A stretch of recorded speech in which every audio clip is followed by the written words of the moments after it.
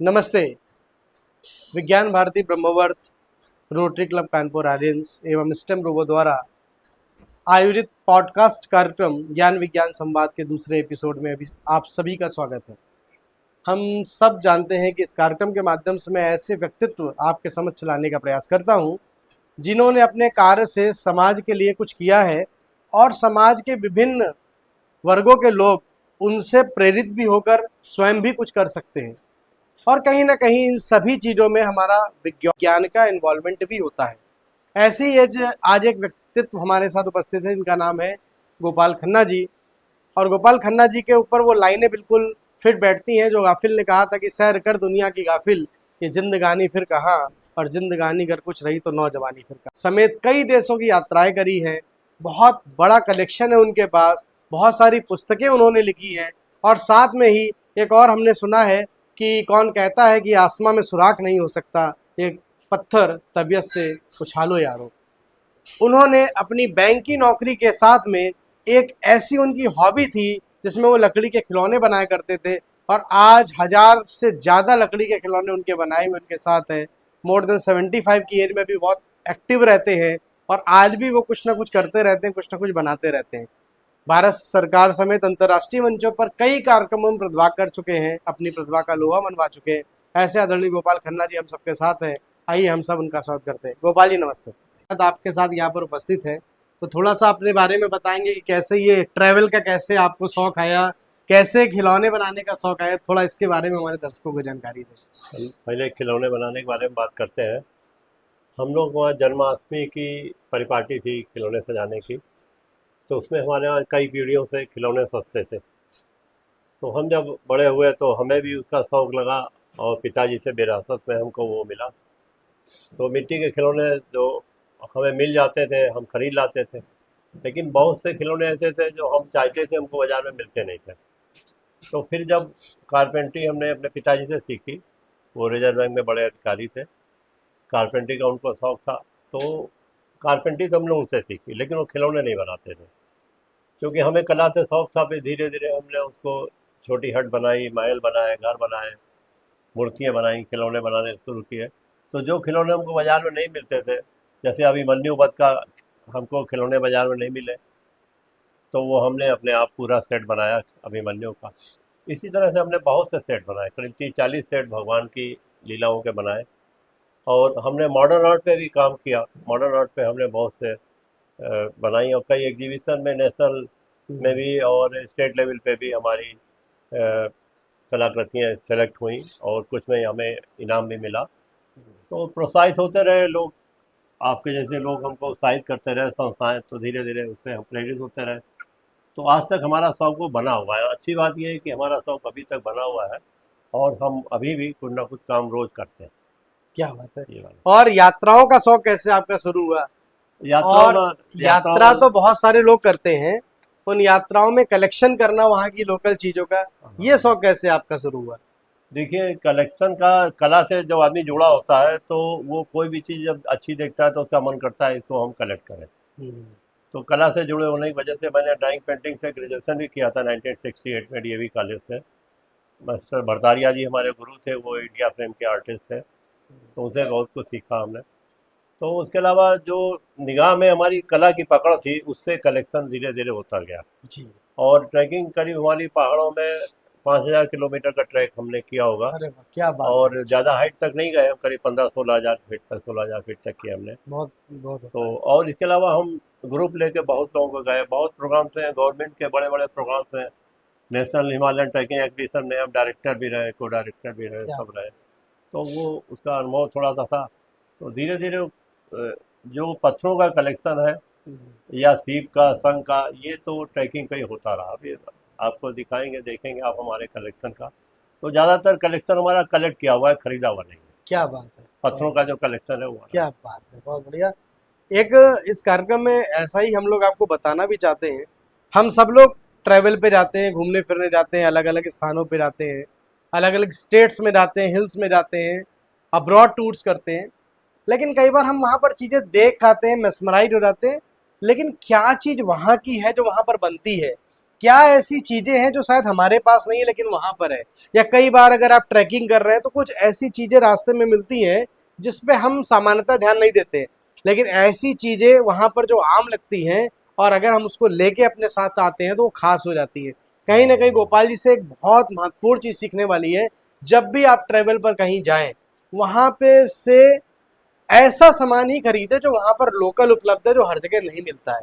दूसरा, जब भी हिल स्टेशंस में या बीचेस में जाएं वहां पर कुछ ऐसे कलेक्शन आप कर सकते हैं जो सामान्यतः लोगों के पास नहीं होता। ये एक आदत है जो हम उनसे सीख सकते हैं।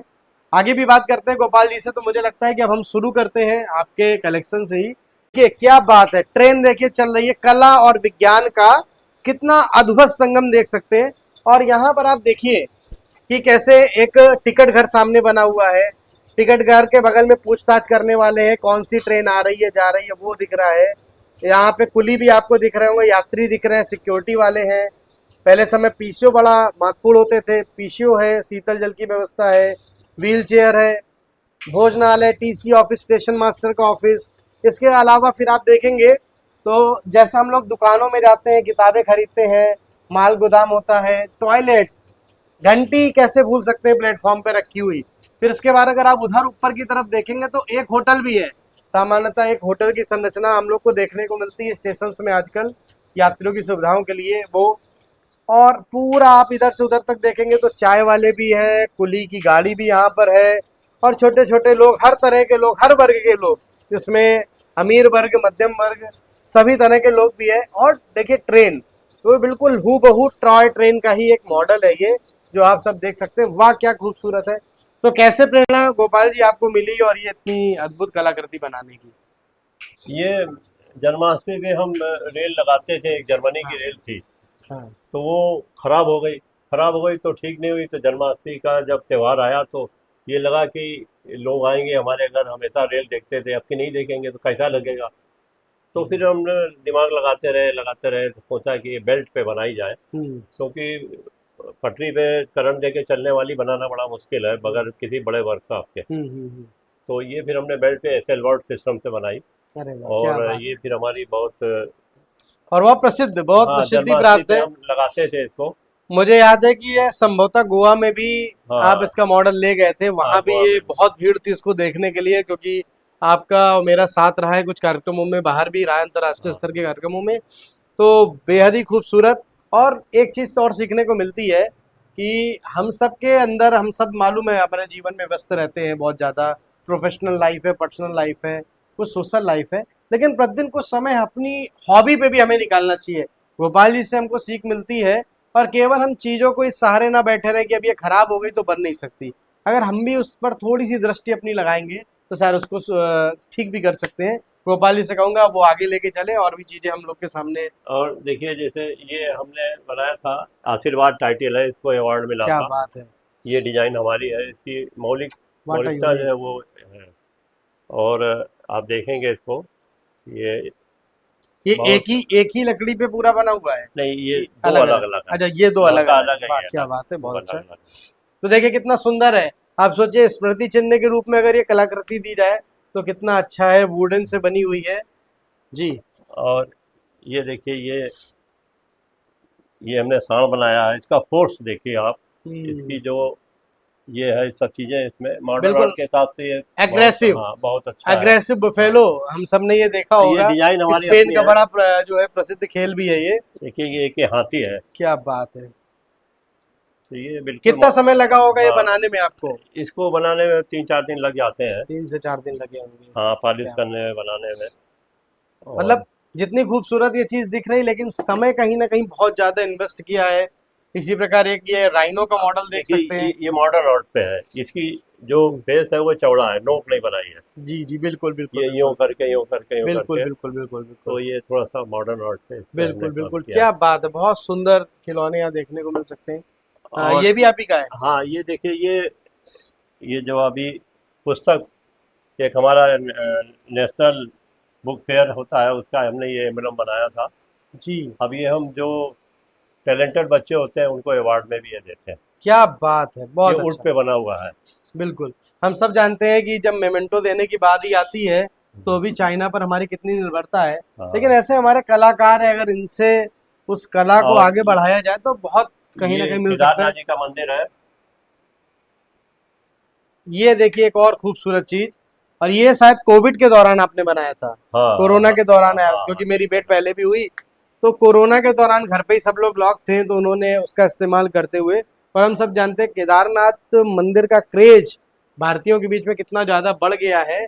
और हू बहू जैसी आप इसको देखिए और एक बार आंख बंद करके केदारनाथ मंदिर को याद करेंगे तो बिल्कुल वैसा ही आपको याद में आएगा। देखिए एक एक चीज, अंदर प्रॉपर लाइट भी करी हुई है। एक हमारा सनातन जो ध्वज होता है वो सनातन ध्वज भी है। सामने नंदी बैठे हुए हैं मंदिर के मेन गेट के बिल्कुल ठीक सामने, तो वो भी आप देख सकते हैं। द्वारपाल आपको दिख रहे हैं, प्रॉपर गेट है, और ऐसा ही कुछ स्ट्रक्चर है। तो बनाने में इसको मुझे लगता है काफी समय भी लगा हाँ, होगा इसको आपको। 1 महीना लगा बनाने। 1 महीना पूरा आपने मतलब इसमें तीन दिया। चार घंटे काम किया तो लगा। प्रतिदिन 3-4 घंटे काम करना, 1 महीना लगभग 90 से 100 घंटे के हाँ, आसपास 100 घंटे।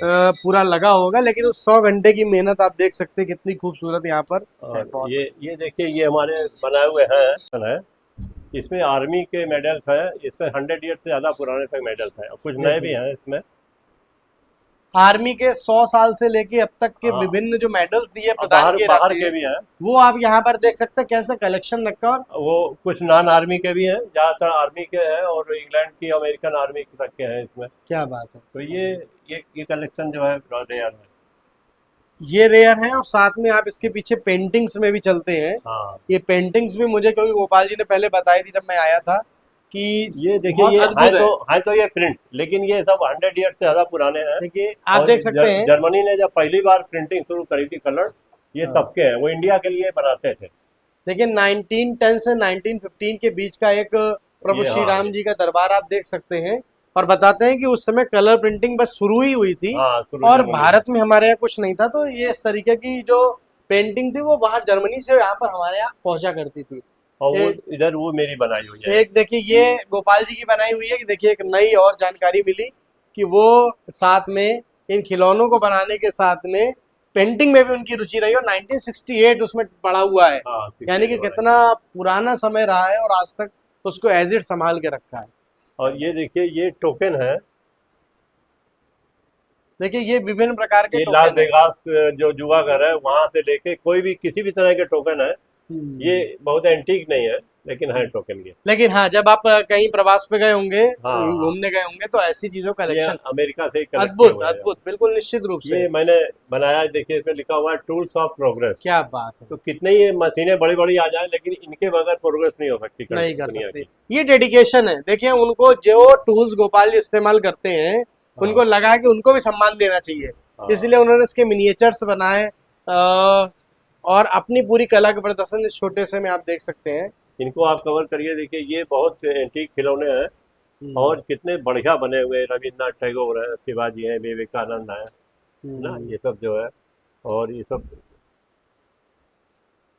ये कलकत्ता और बनारस के बने हुए हैं। ये हम्म, लखनऊ का है, 100 ईयर से ज़्यादा पुराना। हम्म।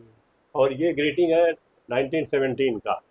देखिए ये बाइबिल बनी हुई है, इस पर गोल्ड पॉलिश है, गोल्ड किया हुआ है। ये भी सब कलेक्शन है। और इधर देखिए, ये प्लेट है। ये करीब 100 ईयर पुरानी है, हाई 100 वर्ष की। पुरानी हाँ, आप मेटल की प्लेट भी देख और ये सकते हैं। देखिए, ये बहुत रेयर कलेक्शन हमारे पास और है। ये बड़ा इंटरेस्टिंग, ये हम ताश सब ताश के जोकर का कलेक्शन है। इसमें बिल्कुल 100 ईयर्स तक पुराने हैं। प्लेइंग कार्ड्स हम सब कभी ना कभी गर्मी में, अब तो बच्चे साथ जानते ही नहीं है। पहले गर्मियों के समय में इतनी बिजली नहीं आती थी, मोबाइल हाँ नहीं थे, टीवी नहीं थे, कंप्यूटर नहीं थे, तो समय को व्यतीत करने के लिए प्लेइंग कार्ड्स का प्रयोग होता था। और गांव में भी हम सब लोग इकट्ठा होते थे, अपने अपने नानी और दादी के घर बच्चे जाते थे, वहां पर बैठ के सब लोग ताश खेलते थे। और उसका देखिए कलेक्शन 100 साल से लेके अब तक जितने जोकर्स प्रयोग किए गए हैं, अलग अलग कंपनियां बनाती हैं ताश को, प्लेइंग कार्ड्स को, तो वो आप देख सकते हैं। इसको एक क्लोज भी जो है पूरा व्यू भी ले सकते हैं इसमें। ये भी एक अद्भुत है, क्योंकि हम सब ने ये भी प्लेइंग कलेक्शन कार्ड्स इंडिया खेले में हैं। किसी के पास नहीं। हमने गिनीज उसमें देखा था, लिम्का बुक में किसी के पास नहीं। तो Limca book of world record में ऐसा कलेक्शन आपको देखने को नहीं मिलेगा। ये भी एक बड़ी अनोखी बात हमारे सामने में आई है। और इसी प्रकार इधर भी कुछ जोकर है। हाँ, ये ये भी है। और देखिए, ये जो है, हम्म, ये 200 साल पुरानी है। ये राधा कृष्ण की, देखिए ये बनारस की बनी हुई है। बनारस की बनी हुई प्लेट, जिसमें उभरा हुआ है, उसमें आप देख सकते हैं नक्काशी ये बीच में उभर कॉपर के है आ और रही है बाकी ब्रास है। और कितना सुंदर है, 200 साल पुरानी ये बटन का कलेक्शन है हमारे पास। जीन्स में जो प्रयोग होती इसमें है। ईस्ट इंडिया कंपनी का बटन है, देखिए ये देखिए एक, और काफ़ी एक इसमें बटन है। ये एलिजाबेथ की जो पर्सनल सिक्योरिटी होती है उसका बटन है। हाँ, क्या बात है। रेड क्रॉस के इसमें 100 ईयर्स से ज़्यादा पुराने तक हम सब बटन है जानते इसमें। हैं कि सुरक्षा की ये दृष्टि रेयर से, कलेक्शन है। सुरक्षा की दृष्टि से लेके हाँ हाँ। राजा महाराजा तक जो अपने कपड़े पहनते थे, वस्त्र पहनते थे, उसमें अलग अलग तरह की बटन का प्रयोग होता था। उसमें गोल्डन से लेके और विभिन्न मेटल्स का भी यूज होता था। उसका भी एक कलेक्शन आपको देखने को मिलेगा। एक बड़ा डाइवर्स कलेक्शन हम लोग यहाँ पर देख पा रहे हैं अभी। इधर पीछे हम लोग इसको ये कुछ इसमें हमको ये तो मिले हुए हैं 3 लाइन में, ये हमारे अपने मिले हुए हैं, बाकी सब हमारा कलेक्शन है। देखिए। तो हाँ, इसमें बाहर के भी हैं, हालांकि मेरे पास इतने ही और रखे हुए हैं जो मैं डिस्प्ले नहीं करे मैंने। जी। ये 5 रुपए के जितने कॉइन अभी तक निकले हैं देखिए, सब हैं। 5 रुपए के जो भी सिक्के निकले हैं आज तक, वो आप सबको देखने को यहाँ पर मिल रहा है। अलग अलग समय के, वो 70s, 60s, 80s, 90s, even जब हम 1947 के पहले भी जाएंगे तब के भी आपको यहाँ पर कॉइन्स देखने को मिल रहे हैं। ये भी एक अद्भुत चीज है। ये इंडियन कॉइन है आज़ादी के, उसके आज़ादी के बाद के। आज़ादी के बाद से अब तक जो कॉइन निकले हैं, तो वो आप देखिए एकदम लेटेस्ट मॉडल भी आपको दिख रहा होगा। ये 2 रुपए का सिक्का जो रिसेंटली आया था, कॉमनवेल्थ गेम के टाइम का था। सन 2000 में इस तरह का सिक्का चलता था। ये देखिए 90s के दौरान के सारे सिक्के, अलग अलग सिक्के। और अभी 1 रुपए का बिल्कुल नया सिक्का भी आ गया, वो भी आप यहाँ पर देख सकते हैं। देखिए ये ऊपर अठन्नी लगी है, ये चवन्नी लगी है, ये दुवन्नी लगी है, इकन्नी लगी है, धन्ने हैं, पाई है, धेला है, सब है। ये धेला है, क्या ये बात। पाई है। और ये जितने पैसे निकले हैं अभी तक इंडिया ब्रिटिश भारत गवर्नमेंट में। के, वो इसमें है। अब देखिए, ये भी अनोखी बात है कि 50 पैसे तो अब बच्चे जानते ही नहीं ये है। ईस्ट इंडिया कंपनी की अठन्नी है। ये ईस्ट इंडिया कंपनी के समय में 50 पैसे का सिक्का है। अब तो कोई अस्तित्व और में ही नहीं ये है ये। चवन्नी है, रेयर, ये भी ईस्ट इंडिया लेकिन कंपनी हम लोग के पास भी ऐसी चीजें हो सकता है होंगी, लेकिन हम सबने क्या करा, उनको कलेक्ट करके उनको संभाल के नहीं रखा, इसलिए आज वो इधर उधर हो गई। लेकिन यहाँ पर एक आना, 2 आना, चवन्नी, अठन्नी सब आपको देखने को मिल सकती है, जो शायद बहुत रेयर है। आप देख पा है। ये अमेरिका जो है हर स्टेट का अपना एक कॉइन अलग निकालता है। केवल जी। 25% का कॉइन जो है वो हर स्टेट का अलग निकलता है, अच्छा, उसमें स्टेट के नाम लिखे होते हैं। देखिए ये भी बड़ा अनोखा है कि यूनाइटेड ये स्टेट्स ऑफ 50, अमेरिका, हाँ करीब इसमें 42 स्टेट के हैं। 42 स्टेट्स के उनके पास कॉइन है। हर ये खासियत है कि अलग अलग स्टेट के अलग अलग कॉइन्स होते हैं, और ये सब कलेक्शन आप यहाँ पर देख सकते हैं। अद्भुत। देखिए ये आपको बताएं, किसी समय में साइकिल में भी लाइसेंस होता था। देखिए, ये आपने साइकिल कभी का लाइसेंस, ये तो 70 सुना भी नहीं होगा आपने। तो साइकिल का भी लाइसेंस होता था, और ये अब आप देख सकते हैं। ये 1905 का ये नेल कटर है, जर्मनी का है। ये अभी भी काम करता है, 1905 का है। देखिए 1905 का नेल कटर आज भी संभाल के रखा हुआ है। और क्या ये दर्जी लोग इस्तेमाल करते हैं तुरपाई करने के हाँ लिए। हाँ, ये बिल्कुल। स्विट्जरलैंड का बना हुआ है। देखिए, ये 100 ईयर से ज़्यादा पुराना है। जब सुई से हम लोग सिलाई का काम लोग करते हैं, तो उसमें उंगली में लग सकती है, सुई चुभ सकती है, इसलिए ये पहना जाता था। तो ये भी अपने आप में एक अनोखी चीज है, और स्विट्जरलैंड की बनी हुई है। सबसे जो विशेष बात मुझे समझ में आई। ये एक आइस एक्स है, ये हमारा अपना बनाया हुआ है। अच्छा, ये भी एक मतलब हाँ। यूनिक चीज है, और बहुत मिनिएचर है। और इतना आपको छोटा। बताएं कि ये ये निपे हैं जो पहले चलती थी, अब आपको नहीं मिलेगी। फाउंटेन पेन की निप आप देख रहे हैं, होल्डर की। होल्डर की। तो इस तरीके की निप्स अब तो देखने को ही नहीं अब ये मिलती देखिए है, जी निप बंद है, हो गई है। हम लोगों ने इस्तेमाल करी है। जो 50-60 साल के लोग हैं उन्होंने इनको इस्तेमाल किया किया हुआ है। होगा। ये सब बाहर की, जर्मनी की, इंग्लैंड की सब निपे हैं। अलग अलग जगह से बन के आती थी पहले, हाँ। वो आप देख सकते हैं। ये एक घंटी है, ये स्विट्जरलैंड की है, अच्छा, और ये जानवरों के गले में लटकाई जाती है। इसकी पेंटिंग जो है थोड़ी हो गई है, फीकी पड़ गई है। ये भी बहुत पुरानी है। क्या और ये 1935 का एक कैमरा है। ये कोडक का ओल्डेस्ट कैमरा है। क्या बात है, वन ऑफ द ओल्डेस्ट। 1935 का कैमरा। हाँ, बॉक्स कैमरा। आप सोच सकते हैं कि पहले ऐसे कैमरे आते थे। और आज बिल्कुल बदल गया है, जिससे आप शूटिंग कर रहे हैं हाँ हाँ वो हाँ। कितना छोटा सा कितना पतला सा हो गया। एक हमारे पास बिजली का बल्ब है, हम्म, वो 1952 का है, और ये अभी भी ऑर्डर में है। आश्रम कंपनी का है, ये इंडिया का बना हुआ है। इसमें ये 1952। पीतल की कैप है। ना, अब तो एल्यूमिनियम की आप देखते हैं कि आती ये है, पीतल की कैप है। और उस समय ये पीतल की है। 1952 का है और अभी 1952, भी ऑर्डर में है ये। 230 वोल्ट 15 वाट का ये बल्ब हाँ, आप देख सकते हैं। इसका क्लोजअप ले सकते हैं।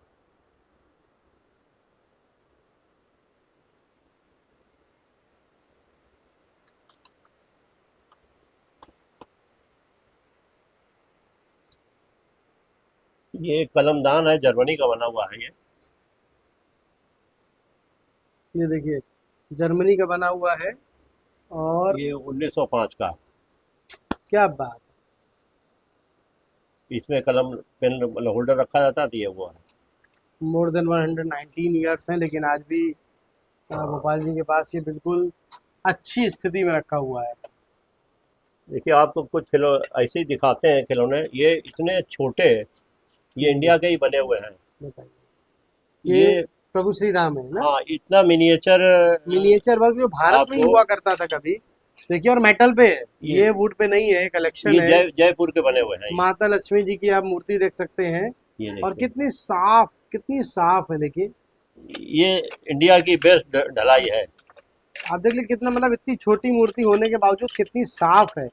ये आपको शायद रेयर कहीं देखने को मिलेंगे, लेकिन आज कलेक्शन में है। ये भोलेनाथ हमारे हैं। हाँ, ऐसे और भी बहुत सारे उनके पास हैं। ये हमारे जो प्रमुख हमारे पास करीब 45 मटेरियल के खिलौने हैं। मतलब 45। कोई भी मेटल ऐसी नहीं है जिसका खिलौना मेरे पास ना हो और जिसको आप जानते हो।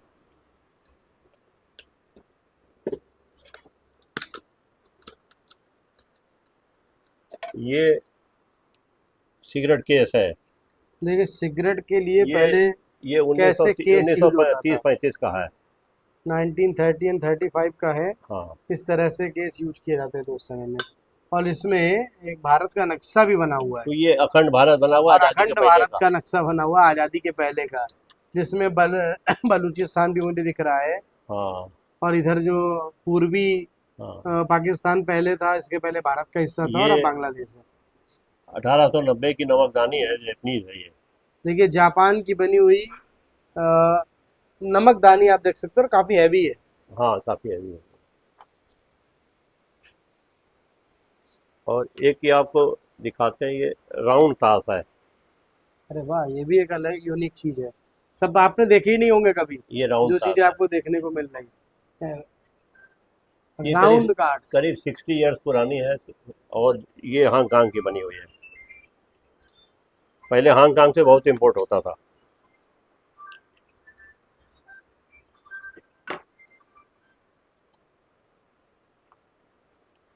देखिए, ये फॉसिल्स हैं। ओ, इसको रख दीजिए आप, यहाँ रखिए, इसको रखिए, इसको फॉसिल्स हाथ में लेके। ये फॉसिल्स आप देख सकते हैं।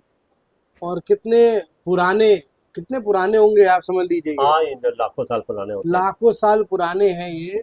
और आज कहीं ना कहीं जब कैसे मिले, कैसे गोपाल जी आपको ये? ये कलेक्ट किए हुए हैं, ये अच्छा, चंबल नदी का है। ये चंबल नदी से प्राप्त किया हुआ है हाँ। उनका। और एक और शंख ये है। देखिए, इसमें ये शंख है, इसमें राम लिखा है। अच्छा, बहुत गौर से देखने पे दिखेगा। हाँ, ये रा और माँ आता है। हाँ, अगर आप ध्यान से देखेंगे तो रा और माँ राम, ये प्राकृतिक है, कुछ बनाया हुआ नहीं है। और ये कहाँ प्राप्त हुआ था आपको? ये हम लाए थे मद्रास की तरफ से लाए थे कहीं। तो ये अपने तमिलनाडु का है। दक्षिण भारत और तमिलनाडु से जब कभी प्रवास पे रहे होंगे गोपाल जी, तब ये लेकर आए थे।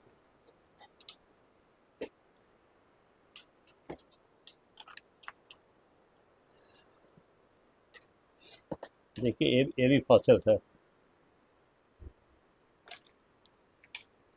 ये लद्दाख से लाए थे, मिला था हमको। और ये लद्दाख का है। ये देखिए, हाँ, क्लोजअप लीजिए। और इसमें देखिए, ये जो पत्तियां हैं, मतलब इस पे उसकी छाप परमानेंट बन गई है। हाँ तो कितना महत्वपूर्ण है ये लद्दाख पे जब प्रवास पे रहे होंगे तब का इनका कलेक्ट करा हुआ रखा हुआ है। क्या बात। और ये मियामी बीच में केकड़े का पंजा लाए थे, वहाँ मिल गया था ये। हम्म, ये मियामी बीच मियामी अमेरिका।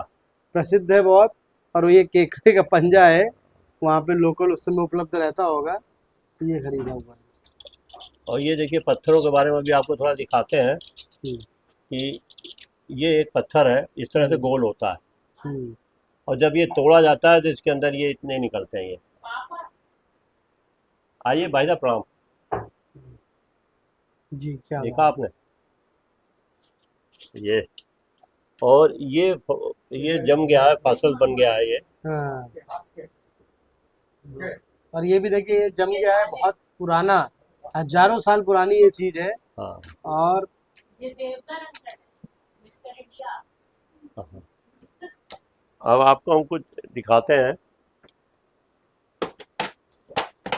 देखिए पेंसिलों का, ये देखिए होल्डर है ये, जी इसमें निब लगती थी इस तरह से, ये खोल के ये अच्छा, यहाँ पे। और ये 120 साल पुराना है, मोर देन लकड़ी का है। 120 ईयर्स लकड़ी का है, और इसमें निप वगैरह यूज करके इसको चलाया जाता एक आपको हम पेंसिल दिखाते हैं, ये देखिए, ये पेंसिल है, है। विचित्र ये चल पेंसिल सकती है। है। और ये कलम है जो हम लोगों ने बचपन में जिसे लिखा है। हाँ, जो बार बार डिप करके और फिर लिखते थे। हाँ, ये नीम की लकड़ी में पेंसिल बनाई गई है। नीम की लकड़ी में बनी हुई पेंसिल। ये कॉपिंग पेंसिल है, हम्म, करीब 80 ईयर्स पुरानी। जब पहले बाल पेन नहीं चले थे तो कार्बन कॉपी निकालने के लिए पेंसिलें इस्तेमाल होती थी। अच्छा वो पेंसिलें ऐसी होती थी, उनको अगर आप मिटाएंगे तो वो रंग छोड़ देंगी। इसको अच्छा अगर आप पानी में डालेंगे तो ये नीला रंग छोड़ेगी। अच्छा। तो इनको मिटाया नहीं जा सकता था, इसकी कार्बन कॉपी आप मिटा नहीं सकते थे, ना कार्बन कॉपी ना इसकी ओरिजिनल और कॉपी। इंग्लैंड में बना हुआ ये पेंसिल, ये सब देखिए, ये पेंसिलों का कलेक्शन है, बहुत से यार हमारे पास है। ये भी अलग अलग तरह के, ये यूएसए हाँ की बनी हाँ। हुई पेंसिल है। और ये पुराने पेन है, इस तरह के पेन इस्तेमाल होते थे। पहले इस तरह के पेन इस्तेमाल होते थे। आपको बता दें कि कानपुर पेन मैन्युफैक्चरिंग का बहुत बड़ा सेंटर था। यहाँ पे गोयल पेन, भारत पेन, प्रकाश पेन, हाँ और एरो पेन, ये पूरे इंडिया में मशहूर थे पेन के। और ये जर्मनी से इसकी बॉडी इंपोर्ट होती थी, मैन्युफैक्चरिंग यहीं होती थी। अच्छा। और ये चौक में बनते थे सब, कानपुर चौक हाँ, में। जो चौक हमारा इलाका हाँ, है मेस्टन रोड मतलब के इंडिया पास, में कानपुर के पेन बड़े मशहूर तो थे। बड़ी प्रसिद्धि प्राप्त थी एक समय ये में। नए लोगों को नहीं मालूम कि कानपुर पेन बनाने में इंडिया में नंबर 1 पे था। और ये क्या, ये कुछ अलग सा लग रहा है, ये भी पेन ही है, हाँ, तो ये थोड़ा देखिए, मॉडर्न है। ये पेंसिल है इस एक तरह ये की। पेंसिल देखिए, ये ऐसा लग रहा है कि जूम कर दिया गया है थोड़ा सा सामान्य पेंसिल को। और कुछ पेंसिलें हैं जो बहुत खास जगह की हैं, जैसे ये अमेरिका के स्मिथसोनियन म्यूजियम की है, हम्म, ये उन्होंने गिफ्ट दी थी हमको। अच्छा। तो बाहर के स्मॉल जहाँ भी सेंटर, गए वहाँ के जो मिला हुआ थोड़ा बहुत इकट्ठा किया। अद्भुत कलेक्शन सारी चीजों का। अब आपको हम थोड़ा सा एक दिखाते हैं पत्थरों का कलेक्शन।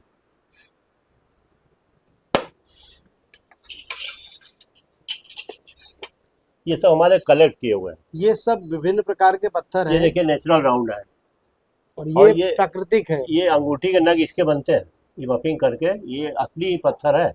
ये देखिए ये सब, ये हमारे इंडिया भर के जबल नर्मदा के भी हैं, चंबल कन्या के भी हैं, ब्यास के भी कन्याकुमारी हैं। से लेके हिमालय तक सब, हाँ, सब पूरे इंडिया, सब करीब जगह करीब के पत्थर, अलग करीब अलग करीब जगह सभी के। नदियों के होंगे, बड़ी बड़ी देखिए नदी। आप भी सोचने की बात है, इतनी जगह घूमने जाते हैं, लेकिन किस दृष्टि से जाते हैं, शायद इंस्टाग्राम की रील और फेसबुक के लिए कंटेंट ही ढूंढते हैं। लेकिन अगर इस तरह की चीजों को आप भी कलेक्ट करें तो कहीं ना कहीं एक यूनिक चीज बनती है। आज से 50 साल बाद, 60 साल बाद वो चीजें जो आज हैं शायद नहीं होंगी, उस समय बदल गई होंगी, लेकिन वो कितना एक तरीके से हेरिटेज हो जाएगा आपके द्वारा बनाया हुआ। और जैसा हमने आपको अभी छोटा पत्थर दिखाया था, वैसे बहुत बड़े बड़े पत्थर होते हैं। ये इतने बड़े बड़े पत्थर होते हैं, और ये बाहर से ऐसे होते हैं, अंदर तोड़े जाते हैं तो ऐसे इस निकलते हैं। तरीके से निकलते हैं। ये इंडिया में होते हैं, ये आपके जबलपुर में भी होते हैं, और अजंता एलोरा साइड भी होते हैं। अजंता एलोरा महाराष्ट्र, और हाँ सब। अगर आप मध्य प्रदेश जबलपुर जाएंगे तो भी ऐसे पत्थर ये मिलेंगे। देखिए, ये पत्थर सब इंडिया के ही हैं। ये भी देखिए भारत का ही एक पत्थर, और कितना हाँ, चमकदार है। ये और ये पत्थरों पूरा का कलेक्शन है, हाँ, पूरा पत्थरों का का पूरा कलेक्शन है। कलेक्शन है। एक ये पत्थर कुछ विशेष दिखा, इसमें कुछ लिखा हुआ है, ये नेपाल में ओम मणि ओम लिखा था उन्होंने पत्थर पे। ये और नेपाल ये का भी एकत्र किया हुआ है। ये तो पत्थर जो है जगह जगह के अलग अलग जगह से।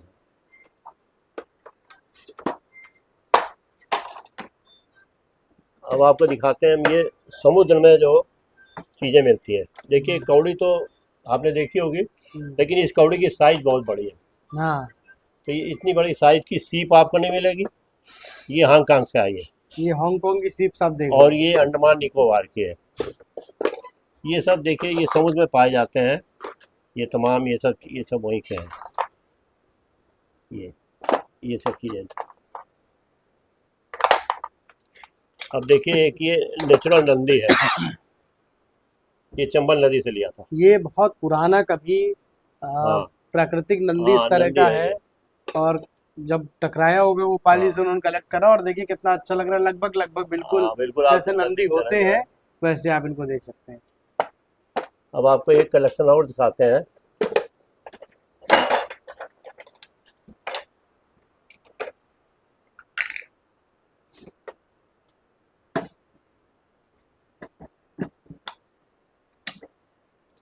ये जी, देखिए। हाँ आपका हाथ में देखिए। ये ये सब अलग हमारा अलग अपना तरह के कलेक्शन शंख हैं। किया हुआ है इंडिया के सारे बीचेस का। सीप, शंख और अद्भुत कलेक्शन है। ये इंडिया का ही है सब पूरा। अब आप देखिए ये देखिए ये देखिए ये देखिए ये सब जो है ये सब ये अलग ब्लैक अलग देखिए। अलग हाँ अलग अलग अलग ये देखिए आकृति, कितना। अलग अलग आकार के।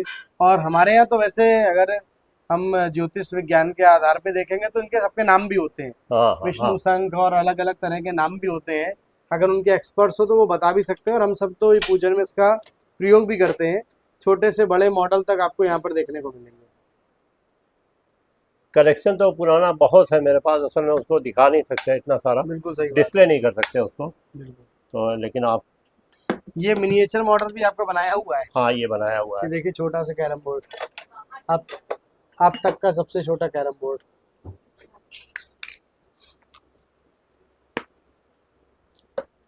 देखिए ये पहले जर्मनी बनाता था इस तरह के बर्तन इंडिया के लिए। ये एक ये लोटा देख जर्मन रहे हैं। एक्चुअली जर्मन सिल्वर इसीलिए है ये, इसमें चांदी अच्छा, मिक्स होती है। तो जर्मन सिल्वर है। हाँ पहले के इसमें समय में पीछे बर्तन। इसमें ये मोहर लगी हुई है, जर्मनी की जी, छप्पा लगा हुआ है। ये हल्का फुल्का ये आप देख करीब भी 200 सकते हैं। साल पुराना है। 200 साल पुराना है कि जब भारत कहीं ना कहीं दास्ता के चंगुल में हाँ था, उस दौरान ऐसी चीजें बाहर से आते थे जो अपने रिच ये परिवार के लोग ये होते थे, कॉपर पे है। राजा महाराजा। ये कॉपर का इमाम दिस्ता जिसको खलड़ कहते हैं हाँ पंजाबी हाँ में। हाँ, बिल्कुल। ये कॉपर का है। तो ये कॉपर का खल्लड़ देखने को ये मिल थ्री सकता 300 ईयर ओल्ड है, ये हमारे परिवार का ही है। हम लोग लाहौर से आए थे तब का है ये। बेटा ये उठाओ। है। ये उठाइए। ये और ये तुम्हारे भी पास। एक बड़ा यूनिक खिलौना है जो मुझे याद में आ रहा है, और शायद दोबारा कभी मिला नहीं आपको ढूंढने हाँ के बाद भी। ये भी पुरानी है। ये सिप पे लोग इस्तेमाल करते थे। एक और गोपाल जी आपके पास था हाँ है। जिसमें वो केदारनाथ का मंदिर हाँ दिखता था हाँ छोटा अंगूठी सा। अंगूठी।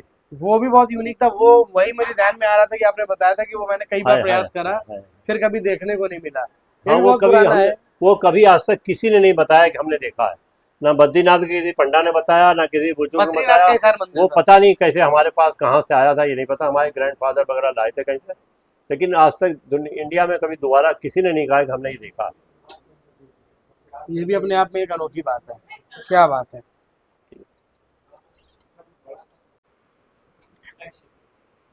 पुनः नमस्कार। गोपाल जी की एक प्रतिभा से अभी हम लोग तो परिचित हुए, जिसमें हम लोगों ने कितना सारा कलेक्शन और बहुत सारे खिलौने देखे।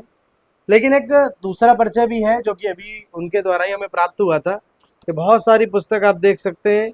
सागर से पर्वत तक एक शानदार पुस्तक है। अपने अनुभव के आधार पे जो उन्होंने महसूस करा जब वो दक्षिण से उत्तर तक गए, हिमालय की चोटियों तक पहुँचे, उसके जो विभिन्न अनुभव थे, जिसमें कुछ अच्छे अनुभव भी थे, शायद कुछ बुरे अनुभव भी रहे होंगे, कुछ कठिन भी रहे होंगे, कुछ बहुत आसान रहे होंगे, भिन्न भिन्न प्रकार के लोग मिले होंगे। ये सब इस बुक में, पुस्तक में आपको देखने को मिलेगा। दूसरा है यायावर की यादें। सफ़र की सबसे खास बात होती है वो कितना रोमांचक होता है। ऐसी रोमांचक यादों का कलेक्शन संग्रह आपको इस पुस्तक में मिल सकता है। इसके बाद यायावर गोपाल खन्ना की हृदय स्पर्शी कहानियां।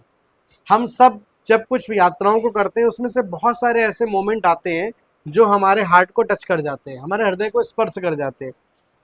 ऐसा हम सब भी करते हैं, हम सब भी विभिन्न यात्राओं में जाते हैं, लेकिन उसको एक जगह इकट्ठा करना जिससे कि आने वाली पीढ़ियां भी परिचित हो, ये अपने आप में एक विशेष बात है जो कि गोपाल जी ने इस पुस्तक में लिखी है। इसके बाद जज्बात। ये कविता एक की किताब एक और अनोखी बात है कि इतनी पुस्तकें लिखने के बाद उन्हें लगा कि कविताओं के माध्यम से भी हम अपनी बात रख सकते हैं, तो विभिन्न प्रकार की बहुत अच्छी सुंदर कविताएं उन्होंने इस पुस्तक में रखी। और ये एक आखिरी बुक है जिसका अभी बहुत जल्द विमोचन होने वाला है, इसलिए मैं ज़्यादा इसके बारे में नहीं बताऊंगा। लेकिन हाँ, इस पुस्तक के पीछे का कारण उनके जीवन में ये रहा, बहुत सारी घटनाएं हुई उनके जीवन में भी, हम सबके जीवन में भी होती है, जो हमारे जीवन को बदल देती हैं। ऐसी ही कुछ कहानियां गोपाल जी की इस पुस्तक में देखने को भी मिलती है। तो गोपाल जी से हम जानना चाहेंगे कि कुछ ऐसी रोमांचक यात्राओं का, कुछ यात्राओं का विवरण बताएं वो, कि जो विदेश जब वो गए तो कौन कौन से देशों का प्रवास उन्होंने किया, वहाँ की संस्कृति में सबसे ज़्यादा प्रभावित करने वाली कौन सी संस्कृति थी, अपने भारत में जब वो अलग अलग क्षेत्रों में गए तो कैसा उनका अनुभव रहा, क्या महसूस करा, और सबसे अनोखी बात, कानपुर जैसा कहीं मिला कि नहीं मिला गोपाल जी। देखिए, विदेशों में तो कानपुर जैसा शहर क्या, इंडिया में ही कानपुर जैसा कोई शहर नहीं है। क्या बात और अमेरिका में मुझे काफ़ी रहने का मौका मिला, वहीं करीब साल भर रहा और वहाँ मैं घूमा। तो मैंने देखा कुछ चीज़ें तो उनकी बहुत अच्छी हैं और कुछ मामलों में वो हमसे बहुत कुछ सीख सकते हैं। हम लोग उनसे बहुत अच्छे हैं कुछ मामलों में, ऐसा नहीं है कि सारे मामलों में वो लोग अच्छे हैं, लेकिन कुछ मामलों में बहुत अच्छे इसलिए हैं कि उनके वहाँ बिना मतलब आदमी का समय ख़राब नहीं होता। हम लोगों को वहाँ बिना मतलब की दिक्कतें मुसीबतें आती रहती हैं, हम लोगों का समय ख़राब हो जाता है। वहाँ 5 डेज़ वीक होता है और जब शुक्रवार की शाम को आप देखिए, कारों के संग पीछे वो ट्राली लगी होती है, उसपे मोटर बोट रखी होती है या साइकिलें रखी होती हैं, मोटरसाइकिल रखी होती है। वो लोग मतलब शुक्रवार की रात को निकल जाते हैं और आप इतवार की शाम को उन लोगों को लौटते देखेंगे। तो वो लोग घूमते बहुत हैं, एंजॉय करते हैं। मियामी बीच है और तमाम बीच है। हम वहाँ पे राइट ब्रदर्स ने जहाँ पे आउटर बैंक बीच था जहाँ पे उन्होंने पहली बार जहाज़ उड़ाया था। और एक बड़ी मज़ेदार बात बताएं आपको, उन्होंने 3 जहाज़ उड़ाए थे शुरू में और तीनों जहाज़ मुझे देखने का मौका मिला। तीनों अलग अलग म्यूजियम में, एक डलास के म्यूजियम में, एक आउटर बैंक में है, एक वाशिंगटन के एरोस्पेस म्यूजियम में है। और हम शायद इंडिया के पहले आदमी हो गए जिसने वो जहाज़ छू के देखा होगा, अरे वाह, क्योंकि क्या उसको बात है। छूने का मना होता है। तो मुझे छूने का मन किया। तो वहाँ पे एक अधिकारी थे, मैंने उनसे कहा कि मैं इसको हाँ छू के देखना चाहता हूँ। तो वो मुस्कुराए और बोले ठीक है, आप छू के देख लीजिए। तो मैंने उसको छू के देखा। मतलब उसकी खाली कैनवेस बदली गई है, बाकी लकड़ी का है वो। और वो पूरा तीनों जहाज़ रखे हैं। जो जहाज़ उन्होंने जहाँ पे उड़ाया था, उस जहाँ पे तो उस समय तो रेत हुआ करती थी। अब तो वो बहुत स्मारक बन गया है, पहाड़ी बन गई है, बढ़िया पक्का बन गया है। और एक जहाज़ वहीं पे उनका रखा हुआ है। उनके वो केबिन भी दोनों वहाँ पे है जहाँ पे वो जहाज़ बनाया करते थे। तो वो सब हैंडमेड काम होता था। इसके अलावा मैंने पहाड़ों में नेपाल में भी करी है ट्रैकिंग, अन्नपूर्णा के आसपास। और इंडिया में तो मैंने साउथ में भी करी है और गोवा में भी मैंने करा है ट्रैक। राजस्थान के डिजर्ट में भी मैंने ट्रैक किया है और हिमालय में तो करीब करीब पूरा मैंने किया है, उधर शिलांग से लेके दार्जिलिंग तक और इधर उत्तरांचल तक और लद्दाख तक। हाँ, सब मैंने लद्दाख तक किया है। तो वो तो उसके अनुभव थे मेरे पास, तो मैंने कहा उसको लिखें। तो जब पहली किताब थी तो मैंने उसको लिखी। तो उसमें एक बार बहुत इंटरेस्टिंग किस्सा है। एक ऑस्ट्रेलियन लड़की हमारे ग्रुप में थी, उसका नाम था जूलिया। तो उसको हिंदी बहुत कम आती थी। मेरे ग्रुप में कुछ कम उम्र के लड़के भी थे, जब 15-16 साल के। तो 40 लोगों का ग्रुप था। तो उसको हिंदी सीखने का बड़ा शौक था। तो हम लोगों से हिंदी सीखा करती, तो हिंदी बोलती थी, बहुत अच्छा लगता था। तो उसने एक दिन पूछा कि थैंक यू को हिंदी में क्या कहते हैं। तो हम लोगों को मुझे थोड़ी मजाक सूझी। मैंने कहा कहते हैं खुश रहो बेटा। हम्म। थैंक यू को हिंदी में कहते हैं खुश रहो बेटा, क्योंकि छोटे बच्चे साथ में थे। वो करीब 25-26 साल की थी। तो वो हम्म। बच्चे जब कुछ उसके संग कहते थे तो कहती थी खुश रहो बेटा। हम्म। तो उसके बाद जब पूरा प्रोग्राम खत्म हो गया, बेस कैंप रायसन में मनाली के पास था। तो वहाँ पे ब्रिगेडियर साहब ने जब उसको अवार्ड दिया, वो सर्टिफिकेट दिया, तो उससे बोले कुछ बोलो तुम्हें बोलना है, तो उसने दोनों हाथ बोले खुश रहो बेटा। तो वो उन्होंने कहा पार्डन फिर से कहो, तो उसने कहा खुश रहो बेटा, कि उसने दोहरा दोहरा हाथ हिला के कहा। तो वो बहुत हंसने लगे। तो कर्नल कर्नल वो ब्रिगेडियर साहब थे, बोले आज मुझे अपनी माँ की याद आ गई। फिर उसके बाद उन्होंने पूछा ये तुमको बताया किसने कि खुश रहो बेटा कहना है? तो उसने मेरा नाम ले दिया कि इन्होंने बताया। तो मेरे लिए तो थोड़ी दिक्कत वाली बात थी, मेरे वो गुरु भी थे। तो मैंने कहा सर ऐसा हुआ है कि छोटे बच्चे इसके संग रहते थे, तो उस वजह से मैंने कह दिया था खुश रहो बेटा। बच्चों को आशीर्वाद देता है, थैंक्स नहीं कहता, कहे खुश रहो बेटा। तो खूब हंसे वो। तो बोले आज मुझे अपनी माँ का आशीर्वाद मिल गया। तो इस तरह के बहुत सी घटनाएं तो ऐसी घटती हैं। एक बार हम रात को एक गांव में पहुंचे, पानी बरस रहा था और भयंकर पानी बरस रहा था। उस गांव में हमें रुकना नहीं था, हमें जाना अगले गांव था, लेकिन पानी बरसने की वजह से उस गांव में रुकना पड़ा और सारे दरवाजे बंद थे, 20-25 घर थे और कुत्तों ने हम लोगों को घेर लिया। और जब कुत्तों ने घेरा तो कुत्ते उसमें हालांकि पता नहीं वो क्या करते क्या ना करते, तो हम एक घर के बरामदे में दीवार की आड़ लेके हम लोग 4 लोग खड़े हो गए। और हालांकि डंडा हम लोगों के पास था, तो ये तो मालूम था कि कुत्ते कुछ कर नहीं पाएंगे, लेकिन फिर भी कुत्ते काफ़ी नज़दीक आ रहे थे। जब कुत्ते बहुत भौंकने लगे तो करीब 9 बजे का वक्त था रात का, तो लेडी ने दरवाज़ा खोला, उसने कहा आप लोग जल्दी से अंदर आ जाइए। हम लोग चारों लोग अंदर चले गए और दरवाज़ा उसने बंद कर लिया। तो उसने कहा कि ये कुत्ते वैसे तो खतरनाक नहीं है, लेकिन इधर ये 3-4 दिन से कुछ इनके संग क्या हो गया इन्हें मालूम, ये बहुत खतरनाक है, ये आपको नुकसान पहुंचा सकते थे। फिर उसने पूछा कहाँ से आ रहे हो, हमने बताया तो बोली यार ये जंगल में आप लोग यहाँ गाँव में क्या करने आते हो? हमने कहा हम लोग देखने आते हैं आप लोग कैसे रहते हैं। तो बोली ऐसी क्या खास बात है जो अब आप हम लोगों को देखने आते हैं? हमने कहा हम लोग के लिए खास बात है, आप लोगों से मिलने आते हैं। तो खैर उस घर में फिर रुके, रात को रुकना हुआ, उन्होंने हमको खाना बना के खिलाया, रात को सोए हम लोग। उनका एक लड़का आर्मी में भी था।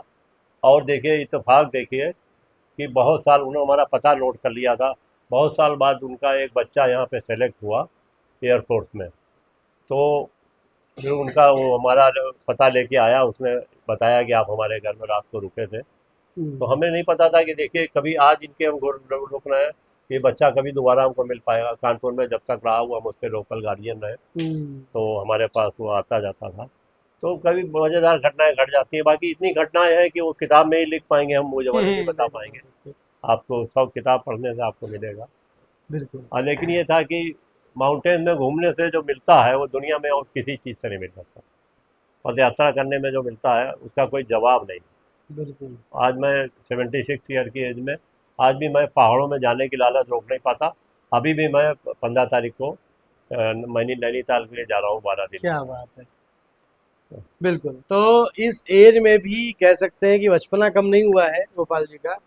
आज हम लोग ने इस पॉडकास्ट के माध्यम से बहुत सारी चीज़ें जाना कि आप जीवन में कोई भी कार्य करते हो, किसी भी तरह का कार्य करते हो, लेकिन अगर आपकी कोई किसी चीज़ में रुचि है और उस पे आप अपना समय लगाते हो, तो कहीं न कहीं वो समाज को संदेश देने का काम भी आता है।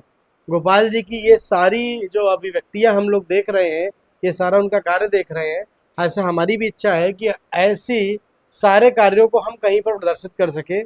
इसके लिए इस वीडियो के माध्यम से एक संदेश मैं देना चाहूँगा, प्रशासन, शासन में उपस्थित लोग हैं, ऐसे लोग हमारे लिए धरोहर के समान हैं, ऐसे लोग हमारे लिए रत्न के समान हैं और ऐसे लोगों की कला और उनकी कलाकृतियाँ कहीं न कहीं संजोने का काम हम सबको मिलके करना चाहिए।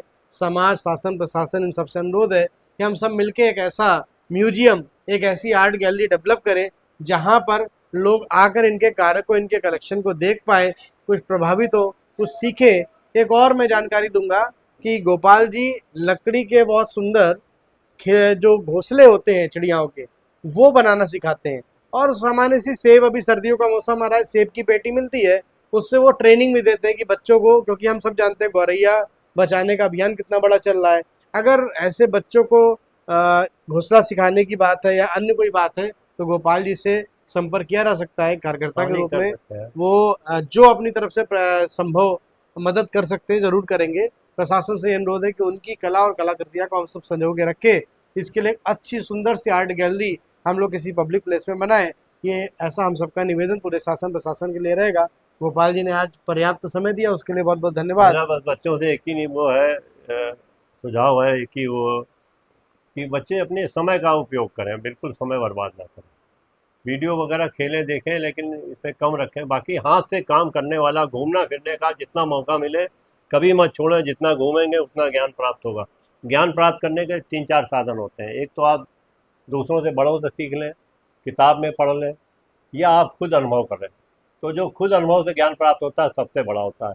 और ज्ञान प्राप्त करने के लिए घूमना सबसे ज़रूरी है। जितनी घुमक्कड़ी आप करेंगे, अच्छी घुमक्कड़ी, ईमानदारी घुमक्कड़ी, यायावरी, अय्यासी वाली घुमक्कड़ी को घुमक्कड़ी नहीं कहते। आप घूमिए, जितना जनता से मिलेंगे, हर आदमी के पास कुछ है यहाँ पे इंडिया में जिससे आप सीख सकते हैं। इतनी सारी यादें मेरी इन किताबों में हैं। आप पढ़ेंगे तो कितने अच्छे अच्छे लोग मिलते हैं। और निकल पड़िए, अच्छे लोग ज़्यादा हैं, खराब लोग बहुत कम हैं। आज भी इंडिया में अच्छे लोग बहुत हैं। इसी के साथ मैं कौस्तुभ जी का धन्यवाद देना चाहूँगा, और आप लोगों का, कैमरामैन का, कि आप लोगों ने हमारे लिए इतना समय निकाला। बहुत बहुत धन्यवाद।